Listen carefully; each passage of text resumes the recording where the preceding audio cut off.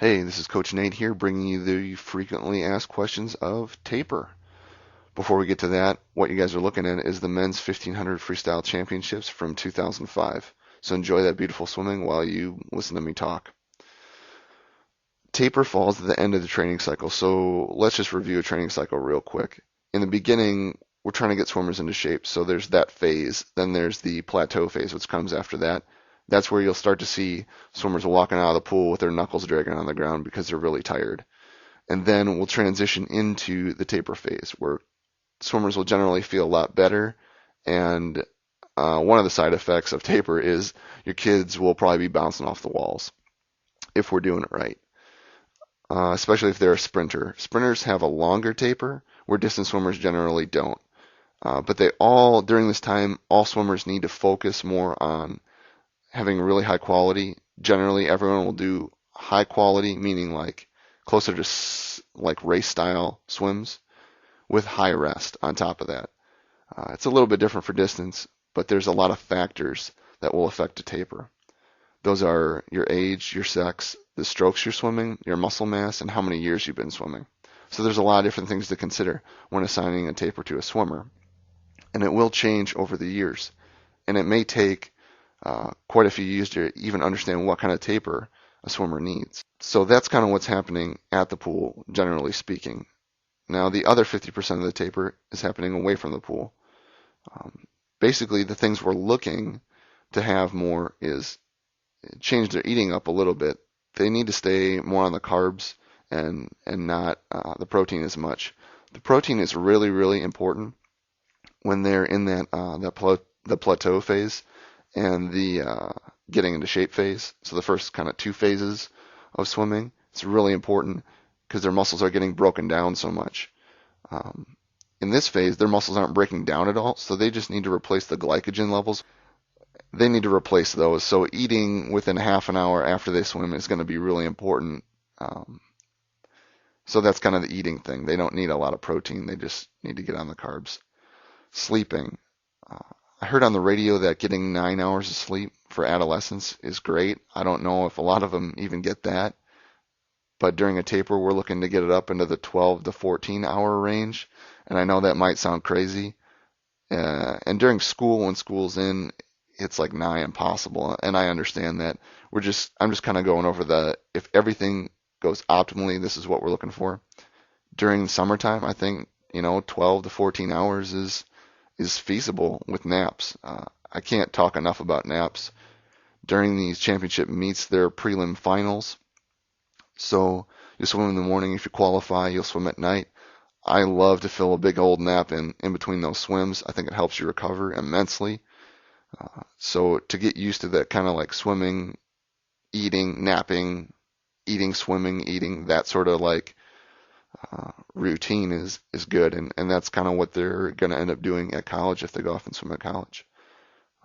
So that kind of covers the do's. Now let's get on to the don'ts, which is the thing that a lot of people make fun of basically because they seem so extreme. But not being on your feet for more than half an hour. So that kind of takes out shopping, sledding, going for a run, obviously. You basically want to stay away from all kind of physical activity away from the pool so that your body can fully recover. Also, things you're going to want to avoid is like staying out in the sun for too long, going in a sauna, anything else that would sap your energy, staying up late, going to sleepovers like during taper. Generally, all things you're going to want to kind of avoid or have your swimmer avoid if they can. I covered it before just briefly. One of the side effects of your swimmer tapering will be more energy, and that crops up as being more boisterous.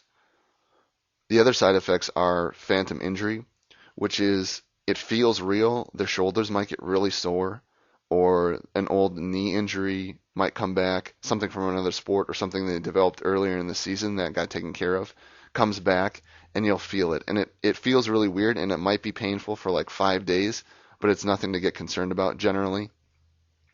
It's just something I can't explain why it happens, but I felt it myself. Sickness is another thing that happens. The swimmers' bodies are trying to adjust to the new training and it messes with their immune system. And if it's wintertime, that's a lot when other people get sick as well. so it makes it more difficult for them to stay healthy. So getting sick is really common. You can get sick and swim right through a taper fine. You just got to kind of ignore it and plow through. Even if you are sick, unless you're violently ill, you really got to make it to the pool because it's so important to get the yardage in. Otherwise, there's going to be no way to account for it. And generally, just kind of feeling crummy, not feeling hot, not feeling like they're coming up yet. And they might feel that way all the way through. I mean, really, we like them to feel good if they can, because that helps the kind of mental, physiological connection. If they're feeling good, they're going to swim better. If they're swimming better, they're going to feel better. And it kind of goes in this awesome kind of snowball of what we want. Hopefully, the last side effect will be razor burn. Shave and taper, peanut butter and jelly, they go together. A lot of people get confused about, oh, why would you shave off your hair? Is it really going to help you swim that much faster? Well, it doesn't have anything to do with drag reduction. It has everything to do with enhanced feel. Women that shave their legs all the time don't notice it because they're so accustomed to it. And that's why we ask girls to, or young ladies to stop shaving. And guys who never shave their legs don't understand either because they don't shave. But when you shave, you just feel so much faster. You can feel what you're doing in the water a lot more. It's that heightened sense. And when you couple that with generally feeling fast and feeling really good in the water, it just helps that much more. It's part of like a race routine for a big race to set up and say, all right, I'm going to take these preparations. I've done this, and this is kind of the last step. But I love the shave. I think it's great, and I think it definitely belongs with every taper. So what can parents do to help execute tapers well? I think the main thing is just supporting them. I got teased a lot by my parents and my family members for not walking the dog or not feeding the cows or, doing chores, these kind of physical stuff. But I really shouldn't have been.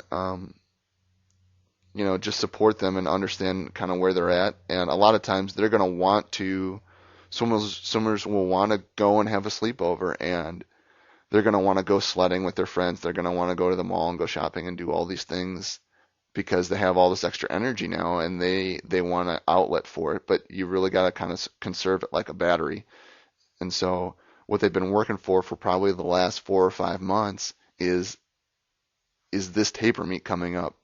So to make sure that they're on top of that execution of just sticking to the plan, really just sticking to it. All right, I hope you guys enjoyed this video. If not, please give me feedback on comments. Subscribe if you like. Let me know if this format works for you. If it doesn't, if you'd like it written or however you guys would like it, just let me know, and I'll get it to you guys. I hope this helped. I hope this cleared up some of the mysteries of taper. If you have any more questions, please put them in the comments. Thanks for listening. Have a great day.